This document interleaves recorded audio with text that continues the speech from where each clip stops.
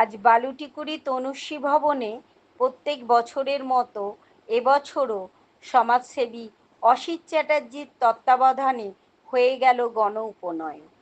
আজকের এই উপনয়নে প্রায় 40 জন ব্রাহ্মণ সন্তান অংশগ্রহণ করে। সমস্ত পুজোপাঠের নিয়মকানুন মেনে আজকের এই উপনয়ন সমাপ্ত হয়।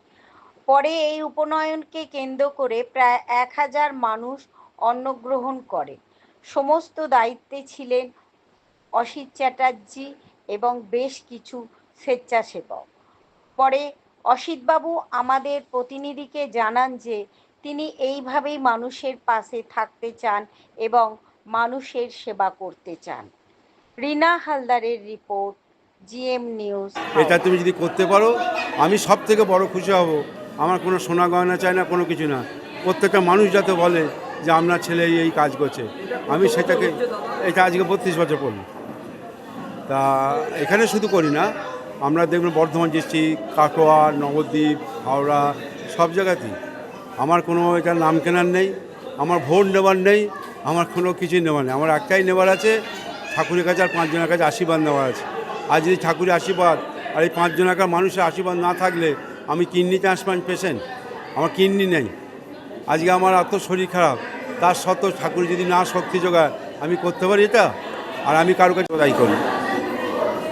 হাওড়ায় এত বড় বড় আরও শিল্পপতি আছেন হাওড়া জেলা, কিন্তু দেখা যায় মানুষের পাশে দাঁড়াতে আপনার ধারে কাছে কেউ নেই। কি বলবেন তাদের উদ্দেশ্যে? যার যার নীতি, এরা কম্পিটিশন দেখায় যে আমি বড় হোটেলে ছেলে মেয়েদের বিয়ে দেবো, এরা কম্পিটিশন দেখায় আমি বারে যাব, আমি ডান্স দেখবো, নাচ দেখবো, সেখানে টাকা উড়িয়ে দিয়ে আরও বাঞ্জেলে করে।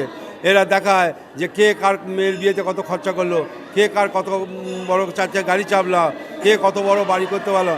এটা এদের কাছে কম্পিটিশন পাবেন। আর অসিত চাইজি নিজের রাস্তায় আঁকা চলে, আঁকা মুড়ি তেলে ভাজা বন্ধুদের সঙ্গে খায়, এখনও পর্যন্ত নিজেরা দেখবেন। আর আমি এটা মাইকে বলছি, এটা শুনলেও সবাই সেটাই আপনাদেরকে বলবে যে মানুষের যা কথা বলছে সত্যি কথা বলে গিয়েছে। দাদা, আপনার আগামী দিনের অনুষ্ঠান কি আছে? আগামী দিনের অনুষ্ঠান হচ্ছে এইভাবে মানুষের সেবা। এখন আবার করেছি এই যে ছেলে মেয়েদের যত পড়াশোনা করতে পারছে না, সত্যিকার যার পড়াশোনা, প্রত্যেক মাসের 7 তারিখে আমি টাকা দিই। এই আমার এই বালতি কাঁটা থেকে, ওইদিকে বর্ধমান থেকে হচ্ছে। বর্ধমান জেলায় আবার 10খানা গ্রামের দুস্থ মানুষ যারা 30 বছর ধরে রেশন দিই বিনা পয়সায়। 2টো ডাক্তার মাইনে দিয়ে রাখা আছে, যে ডাক্তার ফ্রি, ওষুধ ফ্রি। আমার কিছু নেবার নেই, আমার কোনো শখ নেই, আমার 10 জনের হাত খরচা নেই। আমার একটা ছেলে, 3টে মেয়ে, বিয়ে তা হয়ে গিয়েছে। যতটুকুনি পারবো করে যাব।